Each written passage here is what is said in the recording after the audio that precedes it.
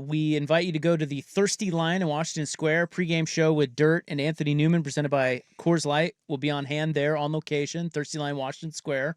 Big watch party for the game. I'm pumped. I actually have already said I think Oregon might win this game. What do you think? I think there's a chance. Look, I think the world of college football, what we've seen right now is that there's no more great teams. Ohio State was the closest thing I thought to one of the teams that we've seen in the past, and they got knocked out.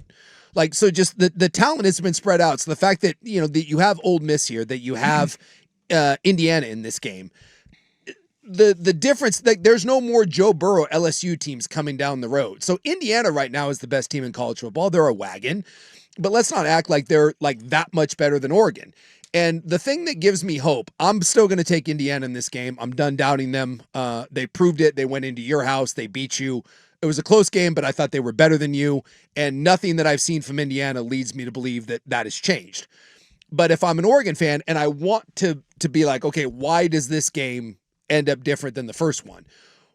These teams are very close, and it's hard to beat teams multiple times. Like, it's not like if these teams played 5 times, Indiana wins all 5. So Oregon certainly is capable of doing it.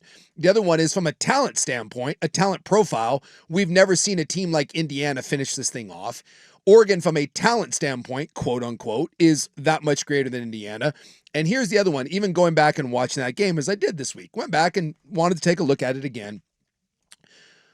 When you lose to a team, there's a difference between being physically beaten up and a team that out schemes you. And I think when you look at Oregon's offense and what they did against Indiana, I think a lot of that was Dante Moore being confused. I think most of those sacks were coverage sacks or protection scheme sacks. Harkey got beat on the first play. He just got beat. But the rest of that was, I thought the running backs were poor in pass protection. I think Dante Moore got confused a lot. And so if you just physically whoop a team's ass, that's hard to make adjustments, right? Like, what do you do? Except be better, and that's hard. But when it's schematics and it's the second time around, think about like Major League Baseball lineups. It's harder to hit someone the first 2 times through the lineup. You see it the third or fourth time, it gets a lot easier. So Oregon should be better equipped to handle what Indiana does defensively against them. And I think the emergence of their 2 tight ends and the fact that Sadiq's healthy now, I think Oregon's going to play a lot of 12 personnel and try to live in that world and not get greedy. I thought in that first game, they wanted to kind of turn and make Dante Moore the hero and have these explosive plays, and you're just not going to get him against Indiana. I think they were not patient. And I think in this version of it, I think they are going to be okay with playing a low-scoring game and take what Indiana is willing to give you. I think they learned some lessons, and I think that could lead to a close game that maybe tilts this time in Oregon's favor. So there is a path here for Oregon to win. And so I just don't think that this is one of those games you look at and say Indiana is significantly better. I think they're better. They proved it. But this isn't like an overwhelming, my God, there's nothing we can do against Indiana. Well, I always think too, and you tell me if I'm wrong, but when you get a rematch like this, the losing team always, I don't know, they almost instantly have the upper hand because they're the ones that has to adjust. Yeah. Whereas the other team's like, well, okay, this worked. We're going to keep doing that. Yeah. So it's going to be, I don't know. I have to think, having seen Indiana, having seen how physical they are, their discipline, they've been on the field with them. Mm-hmm. I think that is a big help for Oregon. Now, this idea that it's hard to beat the same team twice, the numbers say it's not. It's not. Yeah. But a lot of that too is like you're saying, some of these they're playing. One team is just clearly better in college football. It's not like the NFL. Yeah, when BYU played Texas Tech earlier in the year, they'll beat them 10 times out of 10. Yeah, that's not. Yeah, BYU can't do anything. They can't block Texas Tech. I'm telling you, watching Oregon, Indiana, it's not as dominant. Like, there's this idea out there that Oregon got punched in the mouth, and they did in some instances. But this idea that they were dominated on the line of scrimmage, it really wasn't. The O-line wasn't that bad. Again, the 6 sacks and the negative yardage to that made the run totals look really bad. But especially inside the tackles, Oregon ran the ball. They had 3 guys average 5 yards a carry. Yeah, they just kind of went away from it. They kind of went away from it. And that's where I said I think they really got impatient. And they were bad on third down. And I think they kind of outthought the room. I don't think they're going to outthink the room. I think they're going to run the ball and really try to pick their spots. And then from a protection standpoint, outside of Harkey getting beaten like a drum on that one play, a lot of it was just being confused about what Indiana does because they run so many simulated pressures. Anytime you get to 3rd and 6, 3rd and 7, Indiana will walk 7 guys up at the line of scrimmage and you don't know who's coming. And I thought that really gave Oregon problems. One, because they lived in 3rd and 6. I think they were 3 of 15, if I'm not mistaken, on 3rd down. And the average length on though was about 3rd and 7.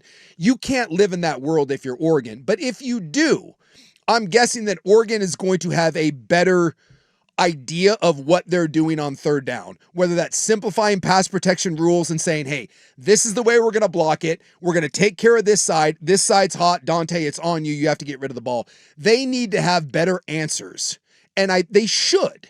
If they don't, then that's on the Oregon coaching staff. Well, more should be better. Yes. They should have better answers on 3rd and long against Indiana than what they did the first time around. Across modern college football data, so this is BCS era to college football playoff era, the team that won the first matchup wins the rematch 60 to 65% of the time. Okay. So, I mean, I don't know. Based on that, is it hard to beat the same team? I don't think so. I don't know. People always say that, and I just trust, it's like Joey's been saying that. You said, so I'm like, okay, there's got to be something to it. You guys played, but it doesn't seem that.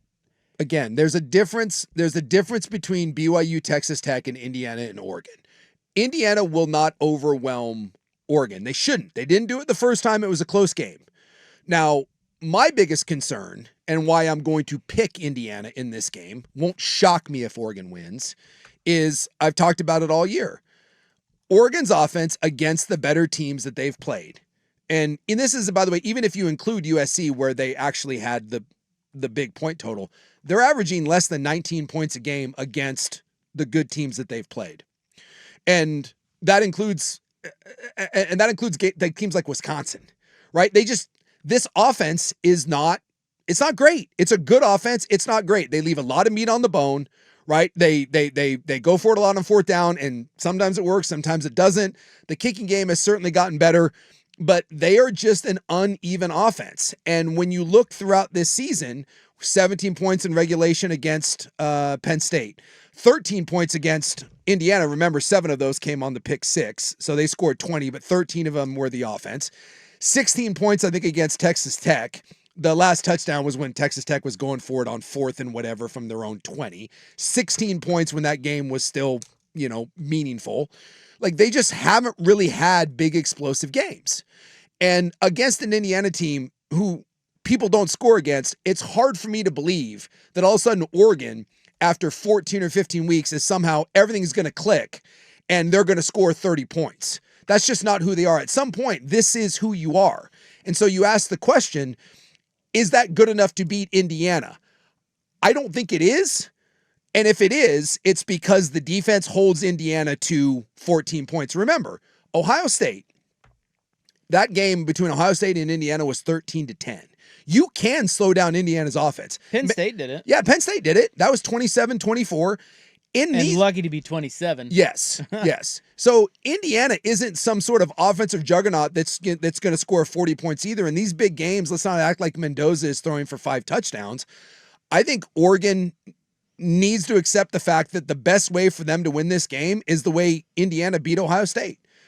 And that's why I wonder, you brought it up. I think it's a very good point. Does Dan Lanning get a little more conservative and take the 3 points when they're presented? I think there's a path to victory in doing that. I don't know if he will, but that if they win, I think we're going to be on here Monday talking about their defense and not their offense. And then maybe Dante Moore making 1 or 2 big plays. Ooh, there you broke one. Oh, all right. Ole Miss to the house. Ole Miss. Yeah. 7 or 6-3 now. Like that, the play he had against Texas Tech where he had Sadiq down the middle and he got a little confused by the middle field safety and he didn't rip the ball. You have to make those plays against Indiana. Yeah. That you have to be able to make Indiana pay for the few mistakes that they make, because they probably make less mistakes than any team in the country on defense. And when they present themselves, you have to take advantage of We them. all love Dante Moore, but he hasn't put together like a full game That's been great. Like, he's had throws, he's had moments. Yeah. This is a game where he needs to avoid mistakes. He needs to make plays throughout the game because you're right. They may not need 24 points. They may only need 21 to win this game. Yeah. But they can't have the big mistake out of Dante Moore. He hasn't had those games this season. He had those moments. The Iowa throw, Penn State. He hasn't had a full game of it. They need that out of him in this one. Yeah. And you need your defense to just be suffocating. You need your defense to be dominant. Ride the defense. And Miami's doing this. There's a lot of teams that win this way. And it's weird to think with Oregon because we know of all this offensive talent and Dante Moore is this NFL prospect, but at this point in the season, you are who you are, and the best unit on your field is your defense. Ride your defense, take the 3 points, and I just have a sinking feeling that Oregon's going to come out in 12 personnel, 2 tight ends, and this is the world that they're going to live in, and they are going to absolutely try to pound the rock in the middle on Indiana and try to force them out of their nickel and force them out of those pressure looks. I think they should. They had success with it early in the and they just went away from it in the first game.